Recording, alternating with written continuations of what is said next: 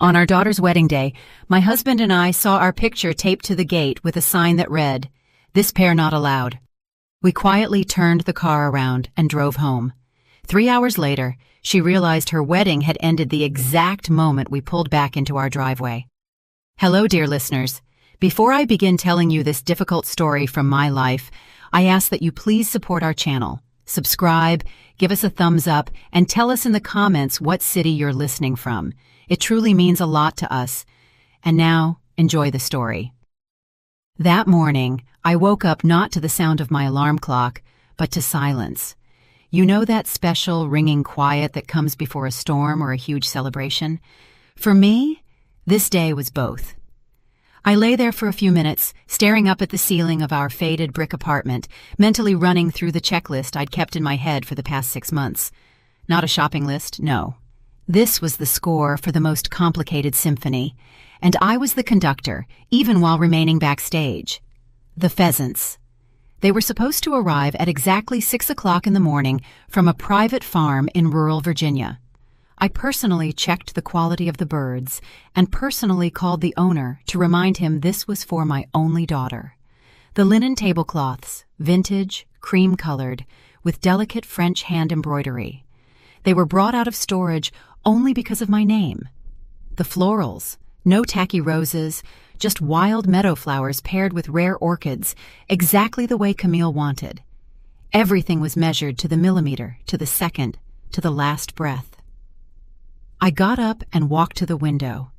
The city was just starting to stir, but I could already smell success. I had given 40 years of my life to the restaurant business, 40 years of feeding politicians, celebrities, and billionaires, always remaining the strict woman in a black suit who made sure the soup didn't get cold and the glasses sparkled. And all those years, I put away every single dime, denying myself vacations, a new winter coat, or home repairs, all for this one day.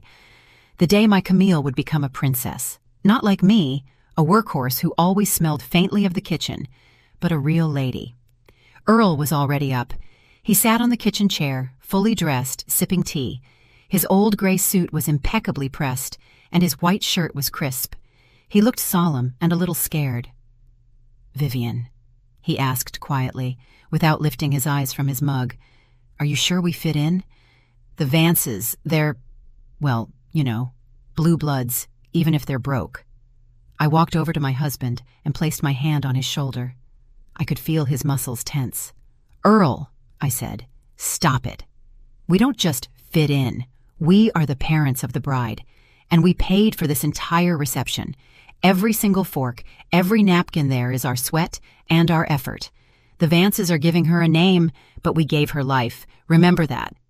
I put on my best dress, a structured, dark chocolate-colored dress, long and covering my knees. No excesses, just a simple brooch pinned to the lapel of my jacket. We weren't trying to look richer than we were. Our wealth was in something else, in our dignity and in the fact that we had made the impossible possible for our little girl. We went down to our car. Our old, faithful Buick LeSabre looked humble compared to the fleet of luxury cars that must already be rolling into the mansion. But the interior was spotless, and Earl drove so carefully, as if he were transporting a crystal vase. The drive out of the city took about an hour. We barely spoke, each lost in our own thoughts. I remembered negotiating with Frank Delgado, an old friend and the owner of that luxurious historic Hudson Valley mansion by the river. He initially grumbled about being booked solid for 2 years, but when he heard it was my Camille getting married, he just waved his hand. "For you, Vivian, I'd pull the moon out of the sky. Take the hall for Saturday. We'll settle up later, for old time's sake." Camille, of course, told the groom that these were her connections, that she had practically bought the property. I didn't correct her. Let her take pride in it. The result was what mattered. The wrought iron gates of the mansion came into view in the distance. My heart started to beat faster. I expected to see the gates wide open, decorated with flowers, smiling valets, and music drifting from the lawn. I had personally approved the guest arrival scenario, but the gates were closed. Earl slowed down, frowning in confusion. "Vivian, why are they shut? Maybe we're early, or maybe they made a different entrance." "No, the entrance is only here. I replied, feeling a chill start to creep inside me. Drive closer. 2 security guards stood at the massive iron gates. They weren't Frank's people. I knew every member of the estate's staff, every guard, every gardener. These 2 were strangers, wearing black uniforms without insignia, their faces stone-cold and impassive. They stood with their feet planted wide apart, as if guarding a military installation rather than a wedding.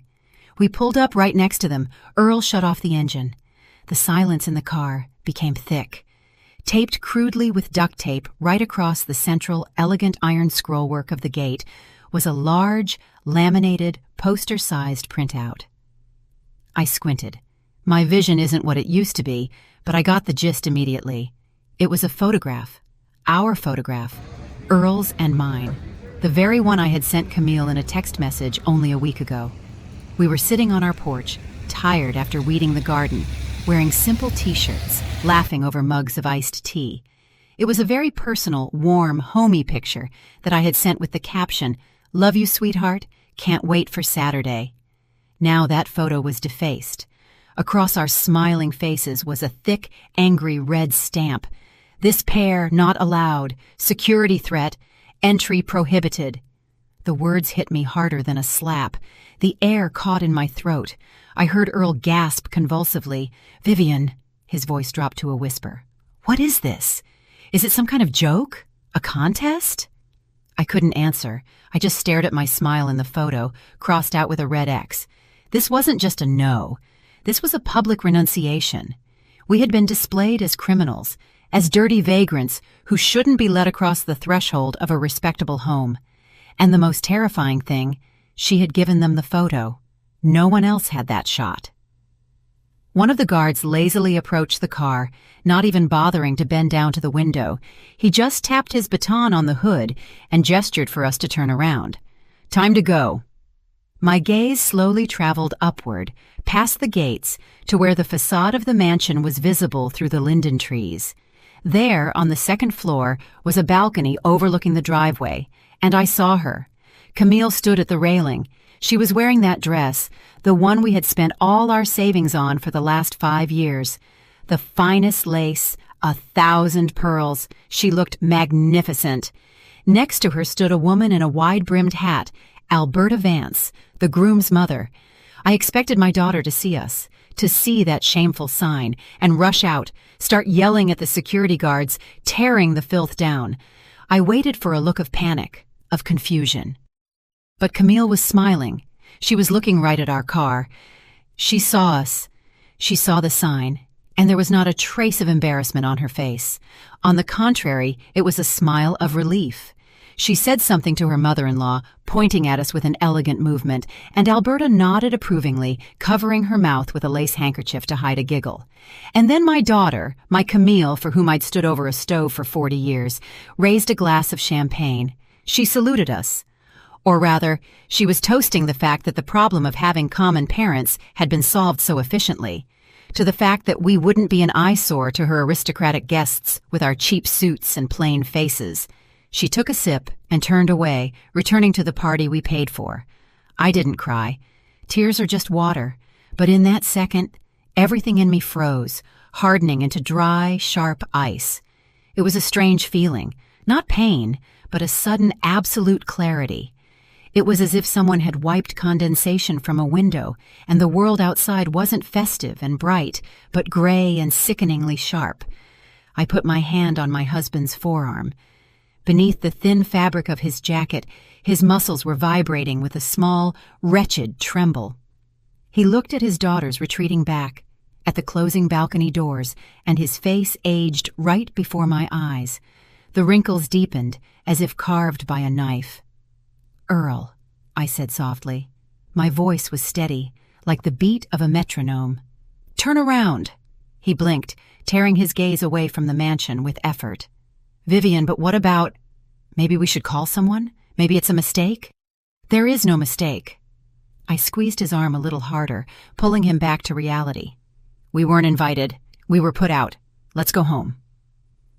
Earl inhaled convulsively, shifted into drive, and our Buick LeSabre slowly traced an arc in the gravel before the closed gates. The guards didn't even look after us. To them, we were just trash that the wind had swept off the road. The drive back was agonizing. We traveled in complete silence. The radio was off. Earl stared straight ahead, gripping the steering wheel so tightly his knuckles were white.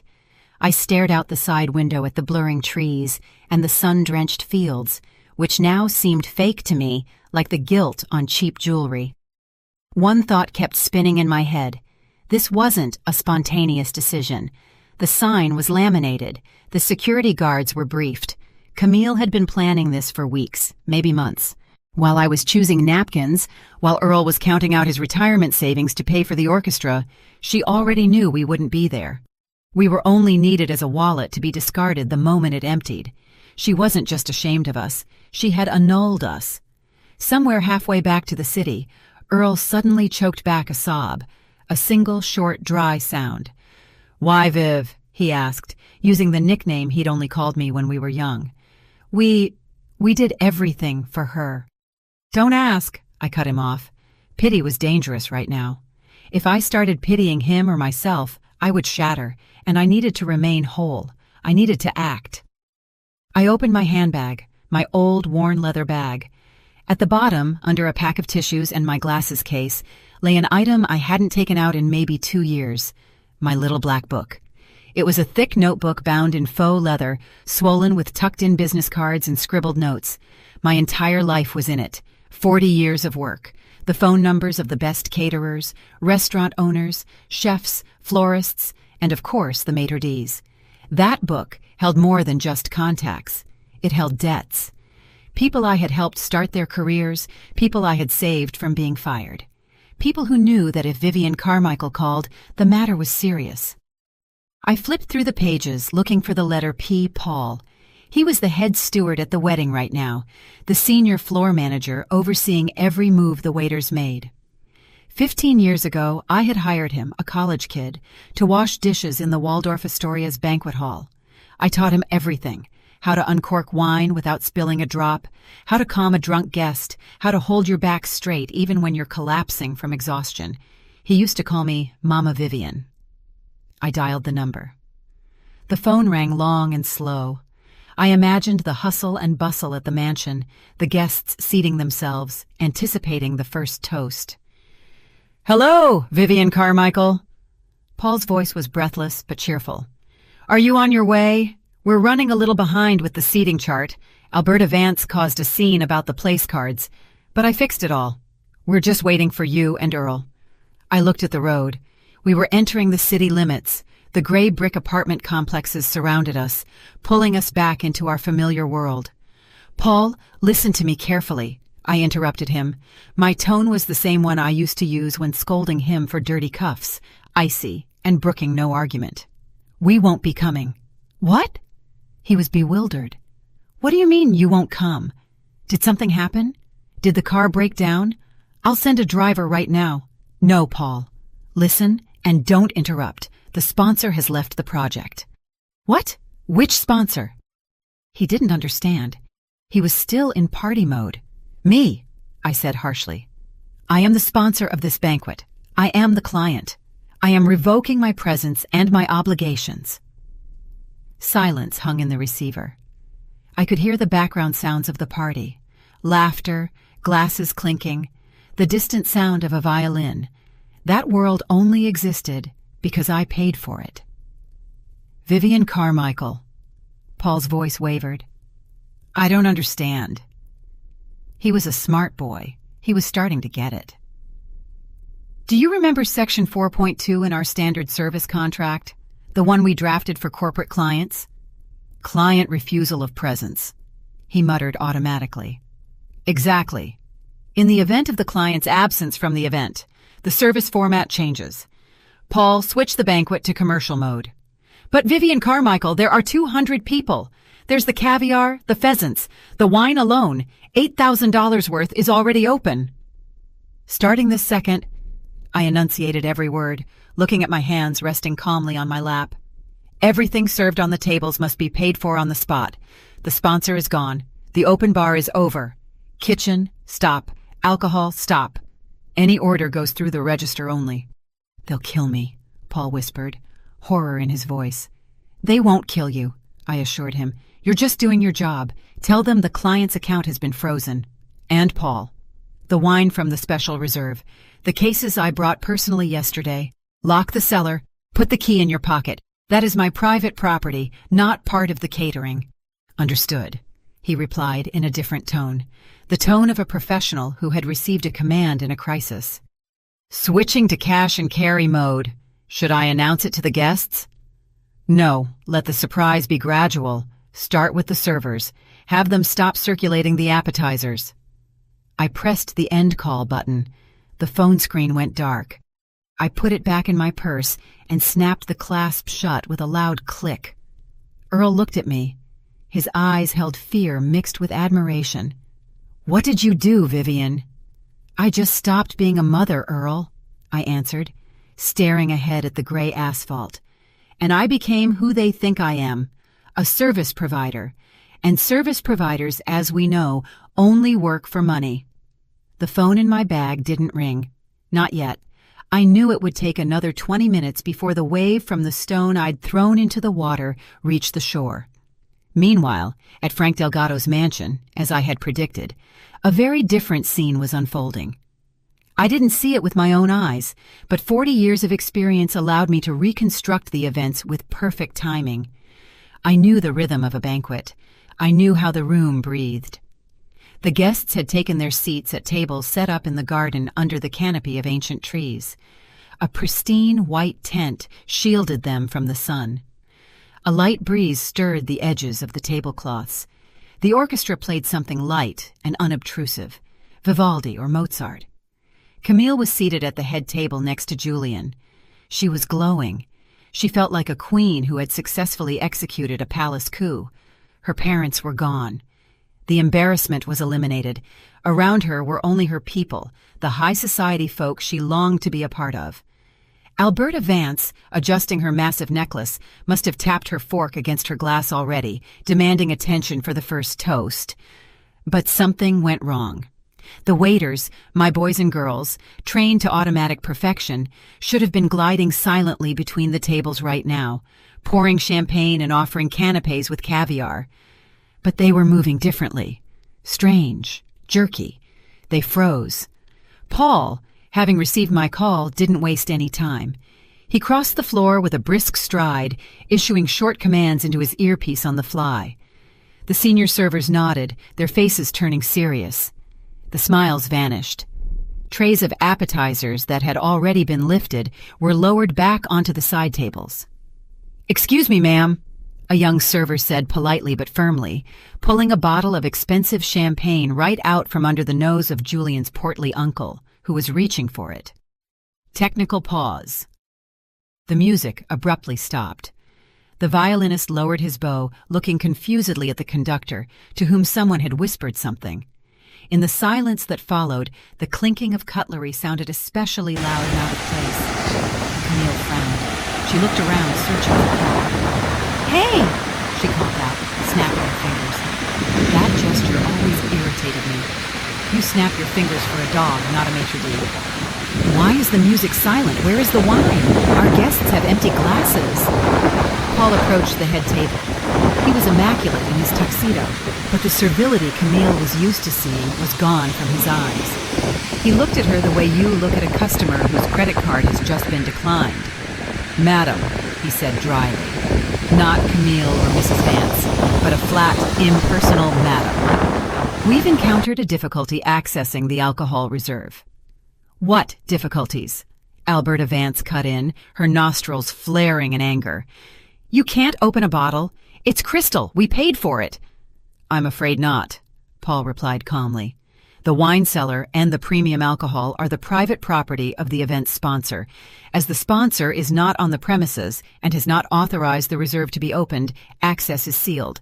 I have the key, but I am not authorized to use it without the owner's direct command." Camille turned pale. The patches of blush on her cheeks turned bright red. "What sponsor? What are you talking about? This is my wedding. I'm the hostess. Pour the wine immediately." "Your wedding is unquestionable, madam," Paul agreed, a barely perceptible hint of irony in his voice. But the service contract was not signed by you, and the premium items were not paid for by you. The crowd started whispering. Guests began looking at each other.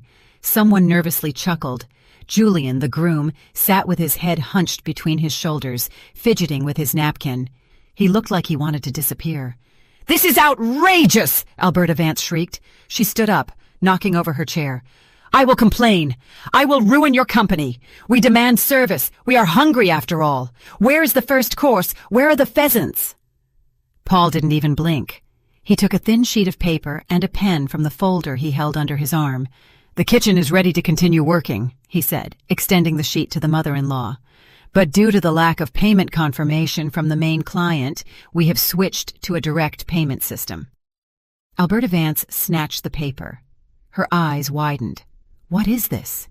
"This is the invoice for the first hour of site rental and the service fee for the aperitifs," Paul explained loudly so the nearest tables could hear. "Since the account holder has left the premises, according to the force majeure clause of the contract, payment is transferred to the organizers present, that is, to you. The amount due is $4,000. Payment is required now, please. Card or cash?" The silence in the garden became absolute. Even the birds seemed to stop singing. $4,000 for 1 hour. And this was only the beginning. Camille jumped up, gasping for air like a fish thrown onto the bank. "You're lying!" she screamed, her voice cracking. "Mom paid for everything, everything. You're just trying to extort money. I'll call the police." "Call them," Paul shrugged indifferently. "But first, I'd recommend calling your mother, if she takes the phone. Until the invoice is paid, service is suspended. Servers, exit the hall." At his signal, as if by magic, the entire staff, 30 people in white gloves, simultaneously turned and headed for the exit of the tent. They left silently, with dignity, leaving the guests alone with empty plates and locked bottles. It was a terrifying sight for high society, to be left without servants, without food, left alone with their own helplessness. I imagined Alberta Vance's face at that moment. She was looking at the bill as if it were a death sentence. Her hands were shaking. She glanced at her son, Julian, seeking support, but he only lowered his head further. In our car, which was just pulling up to our building, Earl suddenly broke the silence. "They're going to start calling now, Viv. What are we going to say?" I looked at my phone screen. The first call. Daughter. The photo of a laughing Camille on the screensaver. "Nothing," I replied, swiping my finger across the screen and tapping decline.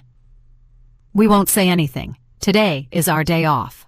I powered the phone completely down. The screen went dark, reflecting my calm, tired face.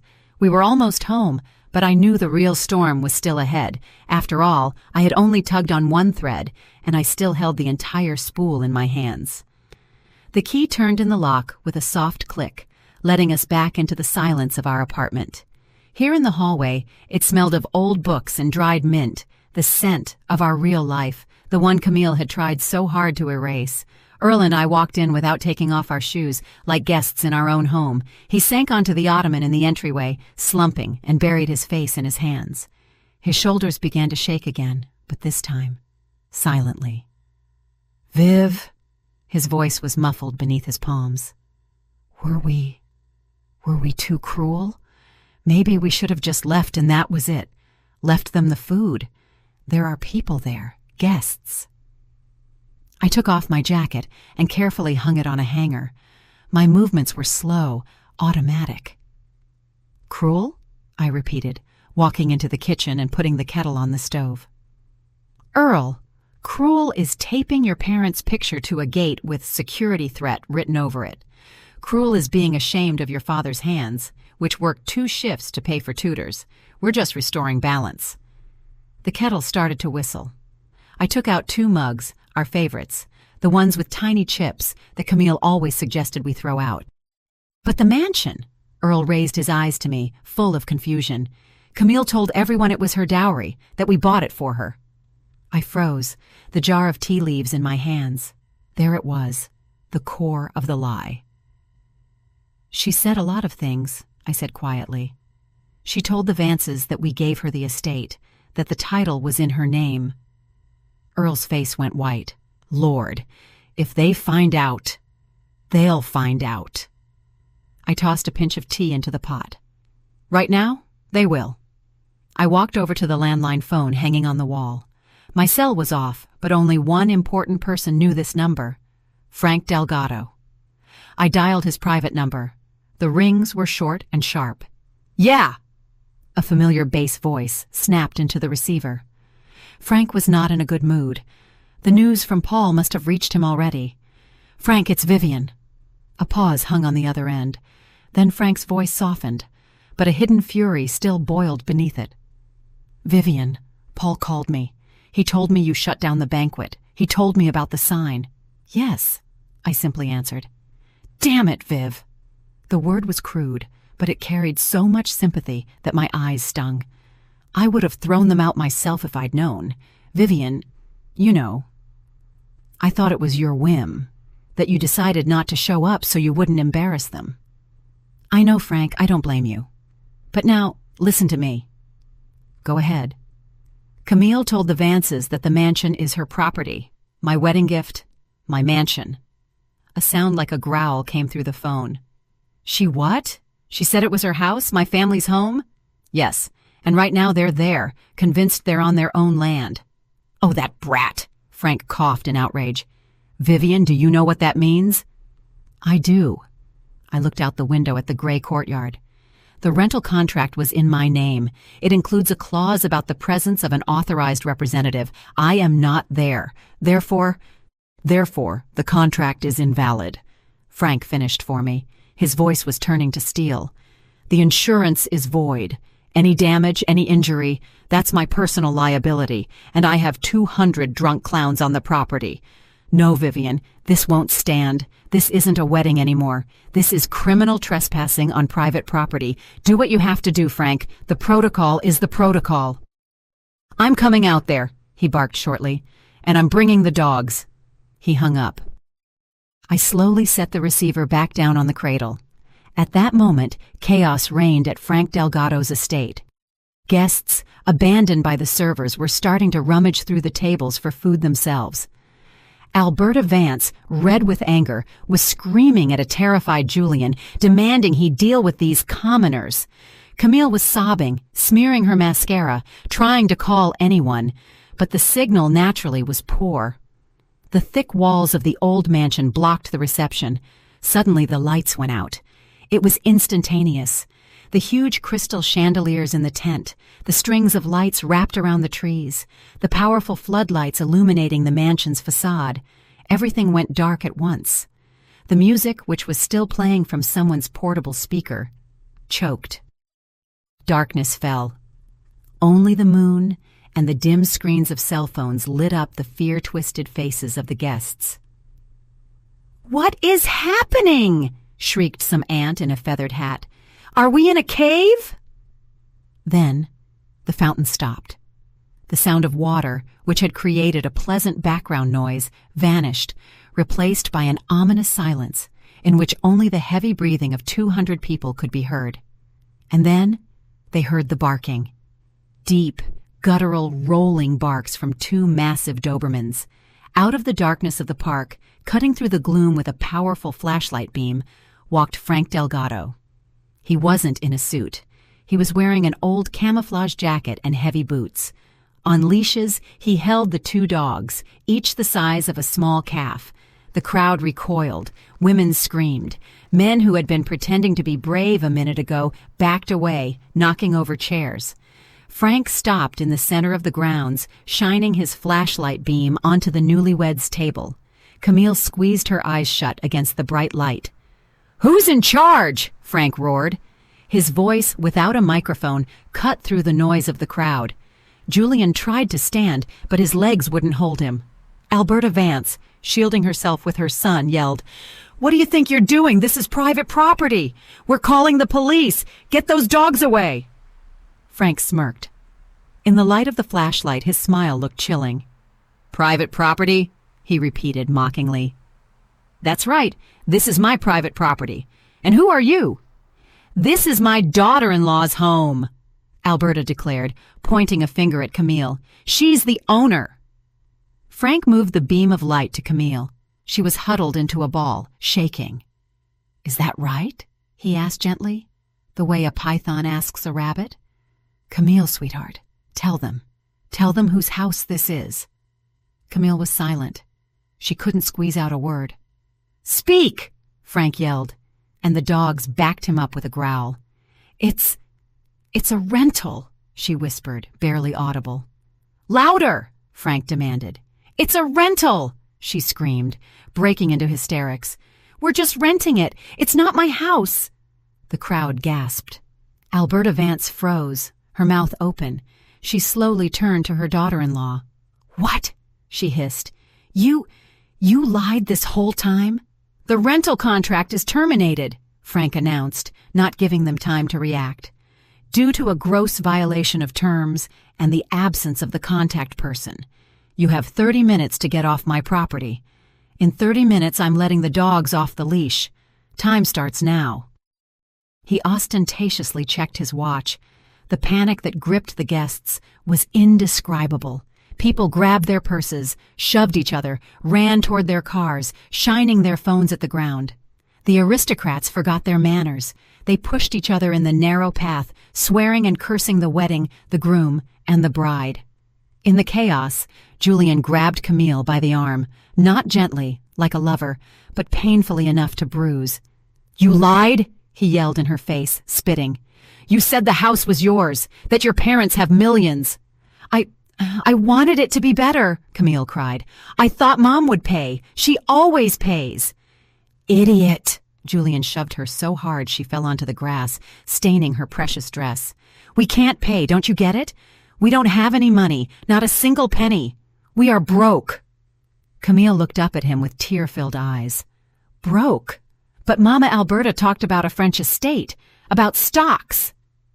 Julian laughed hysterically, glancing at the fleeing guests. "The estate? Sold 5 years ago. The stocks? Worthless. We owe the bank so much you couldn't pay it off in your lifetime. We only married you for your parents' money? We thought they would save us."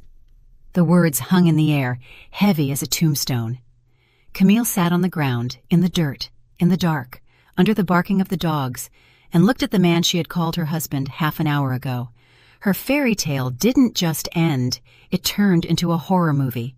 And the most terrifying thing was that there was no one coming to save her. Mom wouldn't come. Mom had turned off her phone. Julian's words still rang in the air, mixing with Frank's dogs barking. "We only married you for your parents' money." Camille sat on the grass, not attempting to get up. The mud had already soaked into the hem of her dress, turning the delicate embroidery into a gray mess. But she didn't notice. She looked at her husband, pale, twitchy, his face contorted with malice, and saw him for the first time. Not a prince from an old family, but a cornered, pathetic gambler whose bet hadn't paid off. "What did you say?" she whispered. Her lips barely moved. "Are you deaf?"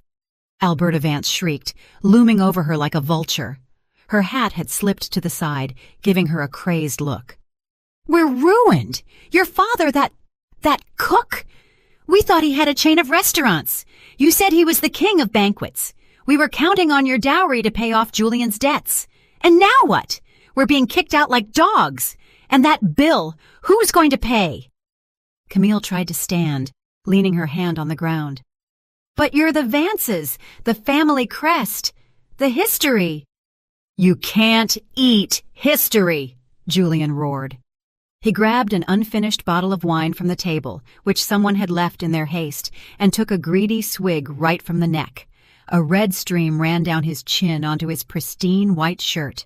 "My father lost everything gambling 10 years ago. We live on credit. We mortgaged the condo to buy me this suit and this ring. We thought your parents were a gold mine. Silent, hard-working suckers who would give everything for their daughter's happiness." He hurled the bottle into the bushes. The sound of breaking glass made Camille flinch. "And you?" Julian jabbed his finger at her. "You turned out to be just as worthless as us. A pauper, a liar, my mansion, my catering. Ugh!"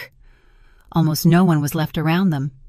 The last guests, stumbling in the darkness, were running toward the gates, where their cars were creating a gigantic traffic jam. No one wanted to witness the shame. No one wanted to pay the bills. The fairy tale of the rich heiress and the noble aristocrat had burst, splattering mud on everyone nearby. Frank Delgado stood slightly apart, arms crossed. The dogs at his feet had quieted, sensing that the threat had passed. Only human rot remained. He didn't intervene. He gave them time to destroy each other. "You have 10 minutes left," he said loudly, looking at his watch. "Then I'm locking the gates. Anyone who doesn't make it is sleeping in the woods." Alberta Vance grabbed her son's arm. "Julian, let's go. We have to leave. We still have to deal with the bank." "And her?" Julian gestured to Camille, who was still sitting on the ground, hugging her knees. "Let her rot here," the mother-in-law threw over her shoulder. "She lied to us. She ruined our lives." They turned and walked quickly toward the exit, without a single backward glance. Camille was left alone, in the dark, in the dirt, in a silence broken only by the sound of receding cars. She slowly got up. Her legs were shaking. The dress, heavy with mud and tears, weighed her down. She looked around, empty tables, overturned chairs, broken glasses, the ruins of her ambition. And suddenly, she understood. My parents, they knew. Mom knew. She snatched up her phone. Her trembling fingers dialed the number. "The subscriber you are trying to reach is temporarily unavailable." She screamed. It was a scream not of pain, but of rage. She hurled the phone onto the grass, then immediately grabbed it again. She had to get to them. She had to make them fix everything. Mom always fixed everything. Mom always found a way out. Mom couldn't leave her like this. She ran toward the exit, barefoot on the gravel, having lost her high heels in the scramble, not feeling the pain. She burst through the gates and saw a taxi dropping off a late arrival. A photographer, apparently, who was just showing up now. "Stop!" she screamed, throwing herself toward the car. "Take me to the city, immediately!" The driver looked nervously at the disheveled woman in the dirty wedding dress. "I'll pay!" she cried hysterically, yanking the door handle. "Double fare, triple! Just get me out of here!" She gave the address, our address. While Camille sped toward the city, Earl and I sat in our kitchen. The kettle had long since gone cold, but we hadn't touched our mugs. Earl was looking out the dark window. "Viv," he said softly, "you know Julian. He's a gambler.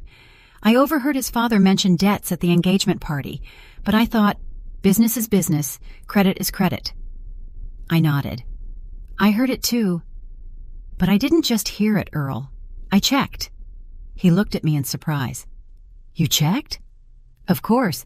The first time Camille brought him around, I called a friend of mine at the bank, the one whose son's wedding I organized last year. I asked her to run a background check on the Vance name." "And?" "Blacklisted." I sighed. "Their credit history is ruined. Assets seized. They are bankrupt, Earl. Officially bankrupt. They were looking for a life raft and found our daughter. And you kept silent." There was not resentment in my husband's voice, but astonishment at my composure. "I tried to tell her. Remember a month ago when I brought up the prenuptial agreement about checking their assets?" Earl looked down. "She said you were meddling, that you were jealous of her happiness and the nobility of her fiancé." "Exactly. She didn't want to hear it. She was blinded by the luster of their name and her fantasies. If I had shown her the documents, she would have accused me of forging them. She had to see it herself." "See them eat each other alive," Earl concluded. "Yes, it's a cruel lesson, but it's the only one she'll ever learn." The doorbell rang. The sound was sharp, demanding, prolonged. Someone was leaning on the button and not letting go. We exchanged glances. "It started," I said, getting up from the chair. I smoothed down my house dress, ran a hand through my hair. I was ready. "I'll get it." Earl also stood, but I stopped him with a gesture. "No, sit. This is my conversation." I approached the door. I could see Camille's distorted face through the peephole. She was alone. Julian and his mother must have fallen behind or gone somewhere else to lick their wounds, but I knew they would come too. Greed would bring them here. I didn't open the door right away. I put the security chain on first, then turned the lock. The door opened 5 inches. "Mom!" Camille shoved her shoulder into the gap, trying to widen the space, but the chain tautened with a clang of steel. "Mom, open up! Let me in!" She looked awful.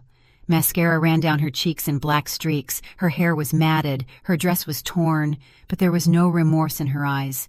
There was only fear and entitlement. "Mom, do you know what happened out there?" she screamed, seeing my calm face in the doorway. "Frank let the dogs loose. The guests ran off. Julian dumped me. They're bankrupt, Mom. They're poor." "I know," I replied calmly. Camille froze. She stopped pushing on the door and stared at me through the gap. You knew?" "Yes." "And you let it happen?" Hysteria flared in her voice again. "You knew and stayed silent? You ruined my life on purpose." "I didn't ruin your life, Camille. I simply stopped paying for your illusions." At that moment, the elevator noise sounded in the hallway. The door slid open, and Julian and Alberta Vance rushed out.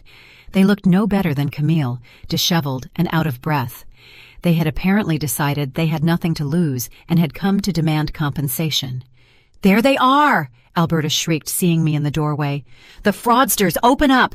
We demand an explanation! We demand our money! You humiliated us!" Julian rushed to the door and tried to yank the handle, but the chain held firm. "You owe us!" he screamed. "You promised a dowry! Where is the money? Where is the mansion? We'll sue you for fraud!" I looked at this circus of freaks. My daughter, my son-in-law, his mother. 3 greedy mouths that had been ready to tear each other's throats out, now united against a common enemy. "Leave," I said quietly, but loud enough for them to fall silent. "There is nothing here for you." "We won't leave!" Camille squealed. "Mom, let me come home. I feel sick. I'm pregnant." Silence fell in the hallway. Julian froze with his mouth open. Alberta squinted. "Pregnant?" Earl whispered, coming up behind me and placing his hand on my shoulder.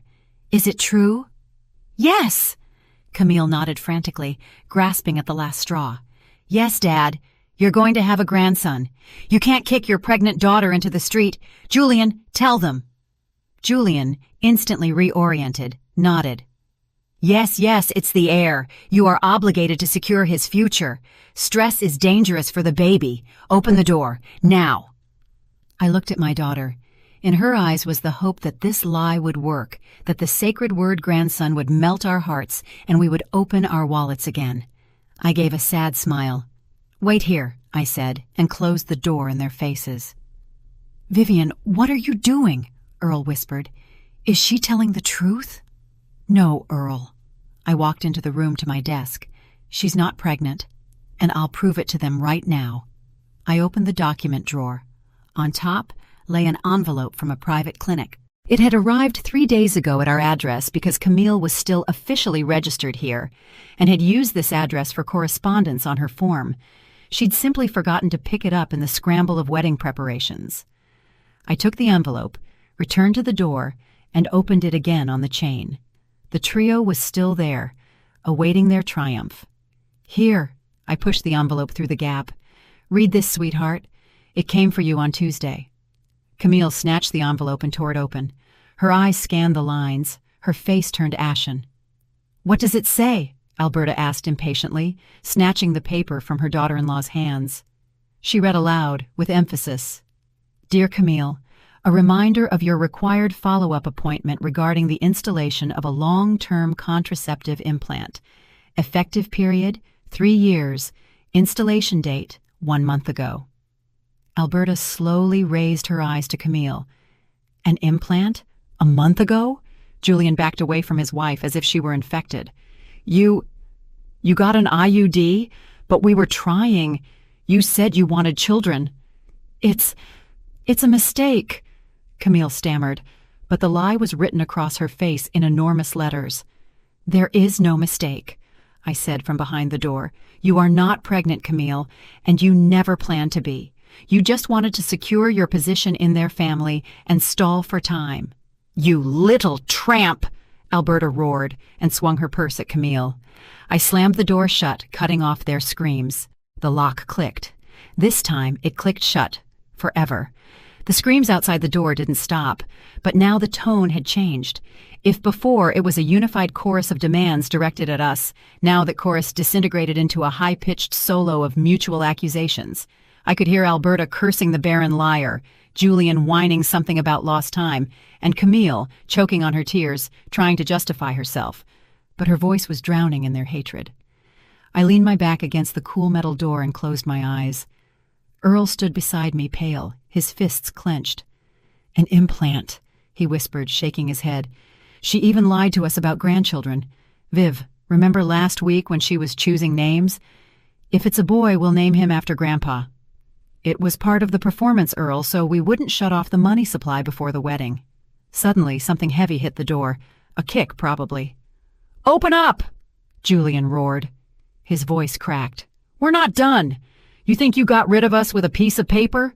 You owe us compensation for moral damage, for fraud." "Yes," Alberta chimed in. "We'll sue. We'll take everything you own, the apartment, the summer cottage, everything. You're scammers. You gave us a defective product." I opened my eyes. There was no fear inside me, only fatigue and the desire to put down the final period. They wouldn't leave until they were convinced there was nothing left to take. They were like jackals. As long as they saw a scrap of meat, they would gnaw. I needed to show them the bone was clean. "Step back, Earl," I said, unhooking the chain. "You're going to let them in?" he asked, frightened. "No, I'm going out to them." I flung the door wide open. They froze. Julian with his leg raised for a kick, Alberta's face distorted with malice, Camille smearing mascara on her cheeks. Seeing my calm confidence, they were momentarily stunned. I stood on the threshold of my home in my simple house dress, yet I felt like I was in control. "You want money?" I asked softly. "We want justice!" Alberta shrieked, trying to squeeze past me into the apartment, but I blocked her path with my hand. The gesture was light, but authoritative. "Stop," I said. "You won't enter this apartment again, ever. The conversation will be here."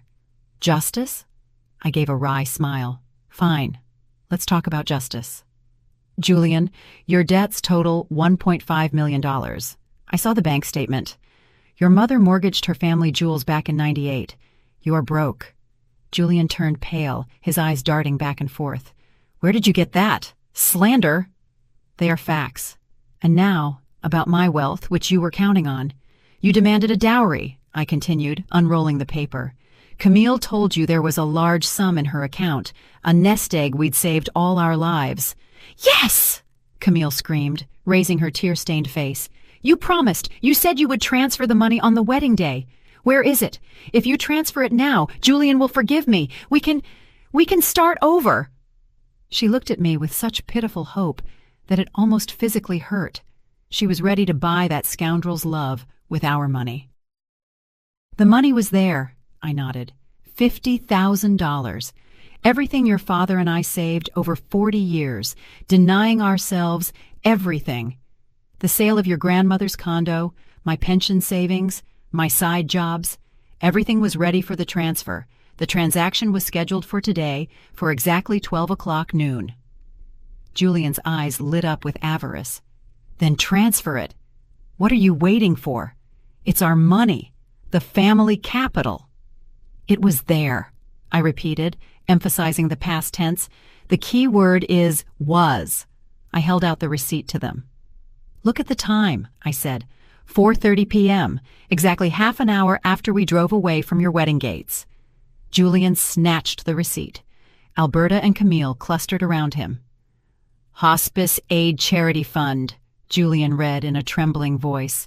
"Amount $50,000. Status executed." A deathly silence hung in the air. You could hear the light humming in the hallway lamp. "What is this?"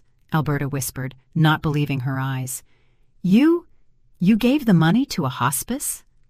"Yes," I answered. "An anonymous donation, non-refundable. The money is already gone from the account. We don't have it, and neither do you." "You're insane!" Julian screamed, crumpling the receipt and throwing it on the floor. "You old lunatic! You burned $50,000? Just like that?" "Not just like that." I looked him straight in the eye. I bought my freedom and my husband's freedom with it. We are no longer the cash cows for your greed. Camille slid down the wall onto the dirty communal floor. She understood. Now she understood completely. The money was gone. The mansion was gone. The dowry was gone. All that remained were her husband's debts, her mother-in-law's hatred, and the closed door of her parents' home. "Mom," she moaned. "Why?" "For the portrait on the gate, daughter," I answered. "For being ashamed of us, for lying, for wanting to use us and throw us away. We just beat you to it. We threw away that baggage first." "But what about us?" Alberta wailed. "We can't pay for a taxi. We have nowhere to go. The apartment is sealed by the bank." "Those are your problems," I said. "You're aristocrats. Figure something out. Maybe sell your titles. Oh, right, they're worthless." I took a step back into the apartment. "Goodbye," I said. Julian lunged for the door, trying to get his foot in the gap. But Earl, my quiet, calm Earl, suddenly stepped forward. In his hand was a heavy cast-iron skillet, which he must have grabbed from the kitchen. He didn't raise it. He just held it as a weighty argument.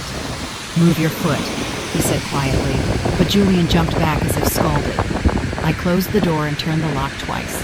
I secured the chain.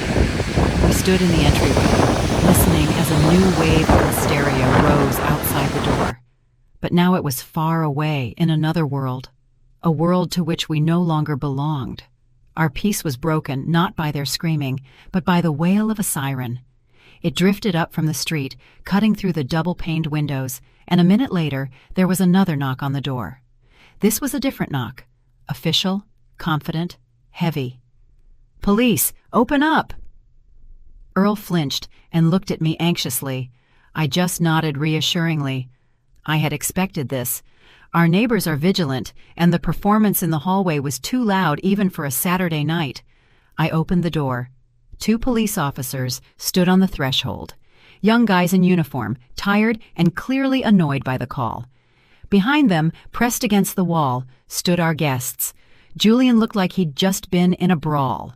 Alberta Vance tried to maintain the remnants of grandeur, adjusting her crooked hat, and Camille just sat on the steps, covering her face with her hands.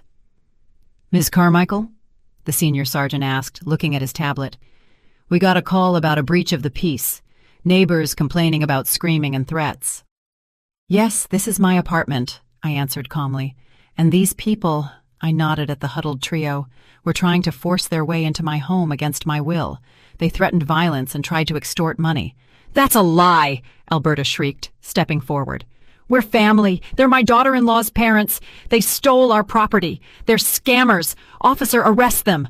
They stole the money promised by the marriage agreement." The officer sighed wearily. Family disputes are the least favorite kind of call for any patrol officer. "Ma'am, calm down. What agreement? Do you have documents?" "A verbal agreement," Alberta stated. "They promised a dowry, $50,000, and now they say they gave it to some fund. It's theft." The sergeant looked at me. Sympathy was visible in his eyes. He must have already noticed the contrast between the calm, elderly couple in the doorway and the hysterical woman in the hat. "Do you have any claims against these people?" he asked me. "I only have one request, officer," I said. "Remove them from my apartment building. They are not registered here. They are not invited, and they are disturbing my peace and frightening my neighbors." "But she's my daughter," Camille cried, lifting her head. "Mom, how can you?" "Ma'am," the officer addressed Camille. "Are you registered at this address?" Camille hesitated. "No, I moved out last week before the wedding to register at my husband's place." "Then you have no right to be here," the sergeant cut in. "All right, folks, time to go. Take your $50,000 arguments to court, but don't make a scene here." "We're not going anywhere," Julian insisted. "We have nowhere to go." "You'll go to the station if you don't clear the premises right now." The officer's voice hardened. He placed his hand on his nightstick. "Section 20.1 of the Penal Code, disorderly conduct. We'll file charges." Alberta Vance gave me a look filled with such venomous hatred that the air around her seemed to turn green.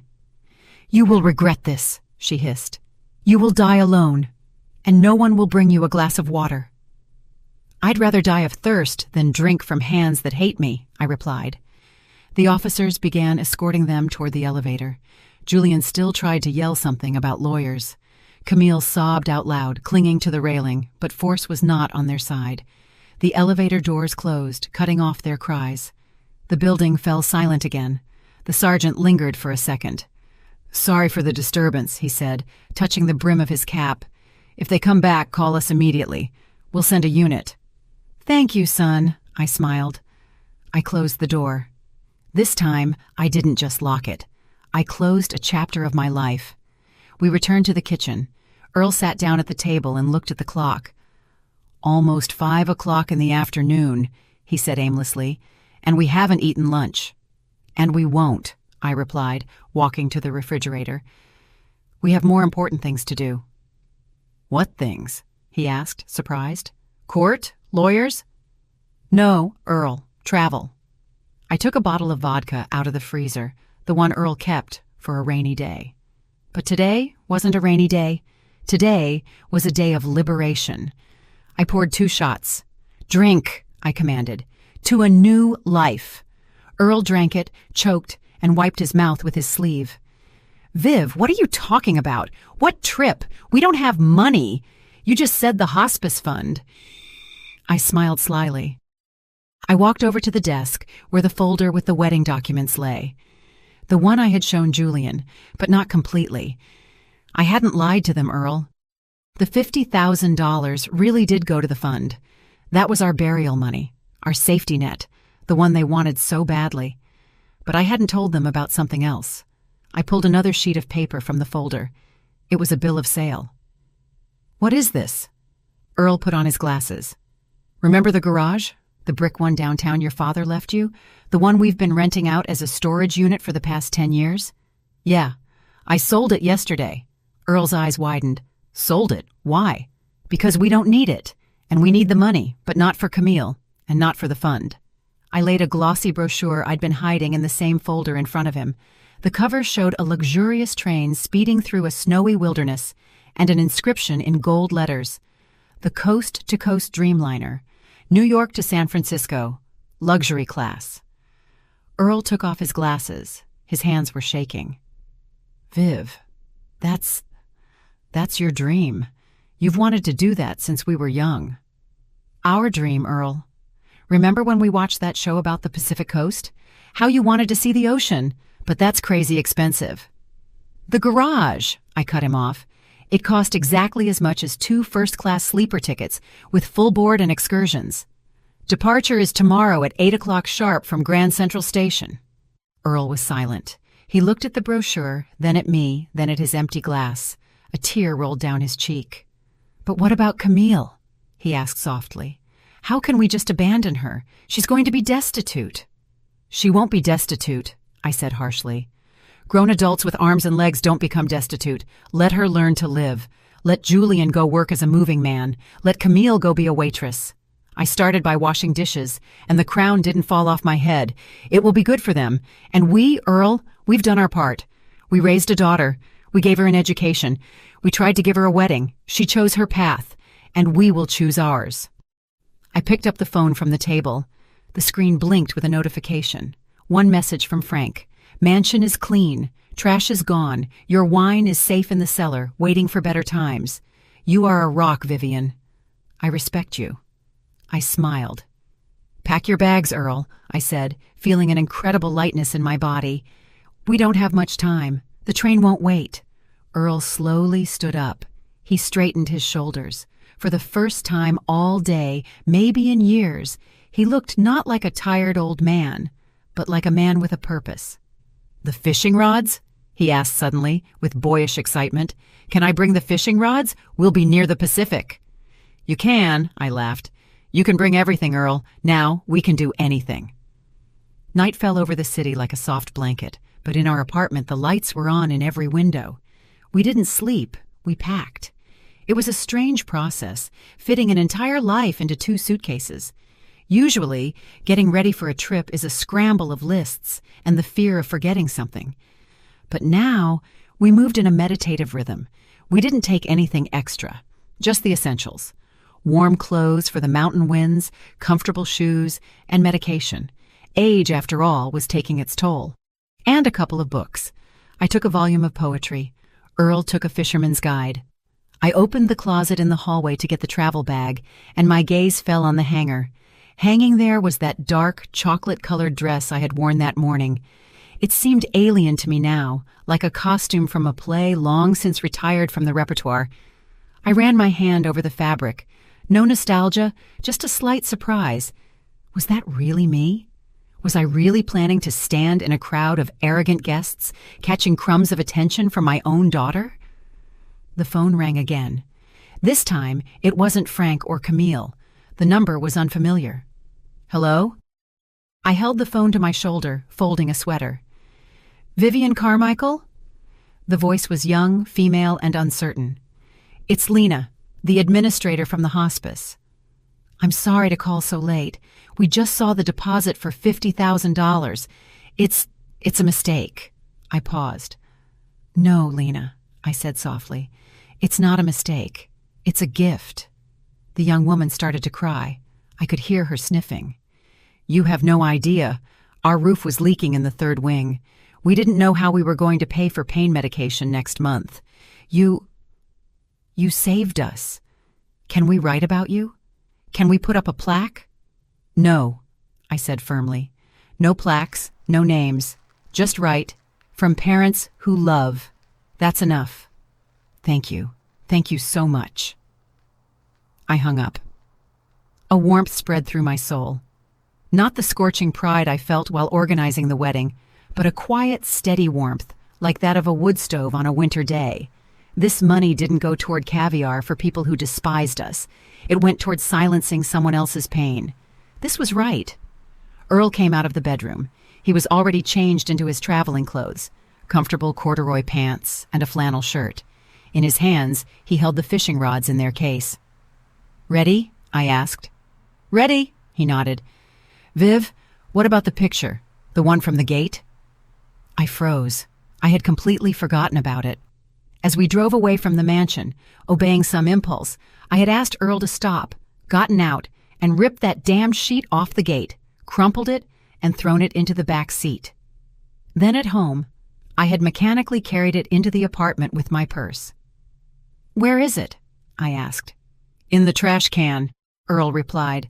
I put it there when you were talking to the police, but maybe we should keep it for memory, as a lesson? I walked into the kitchen and opened the cabinet door under the sink. On top of the potato peels lay that wad of glossy paper. The red letters, "This pair not allowed," showed through the creases. I looked at it for a minute, remembering that moment at the gate, the cold in my chest, Camille's laugh on the balcony. No, I said, slamming the door shut. We don't take trash into a new life. Let it rot here. That's the past, Earl. We're going to the future. We left the apartment at 5 o'clock in the morning. The city was empty and clean. A taxi was already waiting outside the building. The driver, an elderly man with kind eyes, silently loaded our suitcases. As we pulled away, I didn't look back at the windows. I knew it was dark there. I knew the apartment keys were with the concierge, along with a note for the realtor. Rent out long-term, transfer the money to the card. We wouldn't be coming back here soon. Maybe never. The station greeted us with the smell of coffee and diesel, the scent of travel. Our train, huge and gleaming, stood on track 1. The conductor in her starched uniform smiled as she checked our tickets. Carmichaels, welcome aboard. Your cabin is ready. Tea or coffee right away? Tea, Earl said. With lemon and in a proper glass holder, please. The real thing. We stepped into the compartment. It was luxurious. Velvet seats, a carpet runner, a small table with a lamp under a green shade. Outside the window, dawn was breaking. The train pulled out. Gently, almost imperceptibly, the platform slid backward. Kiosks, people rushing for commuter trains, the gray bulk of New York City floated past. I took out my phone. The final act. I opened my contacts. Camille, Julian, Alberta. I selected all of them, pressed block, then went into settings and chose change number. I had removed the old